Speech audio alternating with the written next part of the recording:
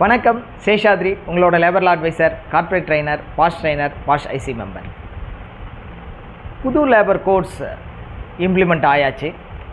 அதில் பர்டிகுலராக வேஜ் ரீஸ்ட்ரக்சர்ன்றது எல்லா நிறுவனங்களும் நிச்சயமாக பண்ணியே ஆகணும். அப்போ எப்படி பண்ணுறது? இதுக்காக யாரை போய் பார்க்குறது? எந்த சிரமமும் வேண்டாம். முதல்ல வேஜ் டெஃபனிஷனை கிளியராக அண்டர்ஸ்டாண்ட் பண்ணிக்கணும். ரெண்டாவது, உங்களோட ப்ரெசன்ட் சிடிசி என்ன, எப்படி ஸ்ட்ரக்சராக இருக்குது, ப்ரெசன்ட் சிடிசி ஸ்ட்ரக்சரை எப்படி நாம் புதிய சட்டத்துக்கு அனுசரித்து எப்படி பைஃபர்கேட் பண்ணி எப்படி ரீஸ்ட்ரக்சர் பண்ணுறது, ரீஸ்ட்ரக்சர் பண்ணிட்டோம்னா அதை எப்படி ரோல் அவுட் பண்ணணும். அப்போது ப்ரெசன்ட் சிடிசி ஸ்ட்ரக்சரை புது கோடுக்கு ஏற்ற மாதிரி ரீஸ்ட்ரக்சர் பண்ணுறது அப்படிங்கிறது ஒரு பெரிய ப்ராசஸ். அந்த ப்ராசஸை நிச்சயமாக ஒவ்வொருத்தரும் தெரிஞ்சு ஆகணும்.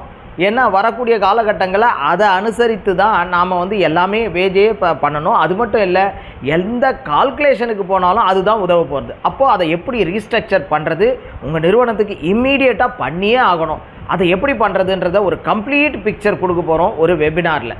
ஏற்கனவே இந்த வெபினாரில் டைரக்ட் ஒர்க் ஷாப்பாக எல்லா இடத்துலையும் ரொம்ப சக்ஸஸ்ஃபுல்லாக நல்லாவே ரொம்ப திருப்திகரமாக செயல்பட்ட ஒரு ஒர்க் ஷாப் இது.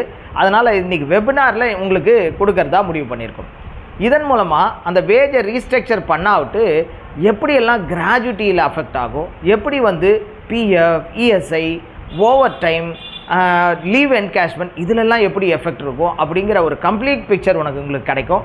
உங்களோட சிடிசியை நீங்களே புது கோடுக்கு ஏற்ற மாதிரி ரீஸ்ட்ரக்சர் பண்ணக்கூடிய ஒரு கேப்பபிலிட்டியும் பில்டப் பண்ணி கொடுக்குறோம்.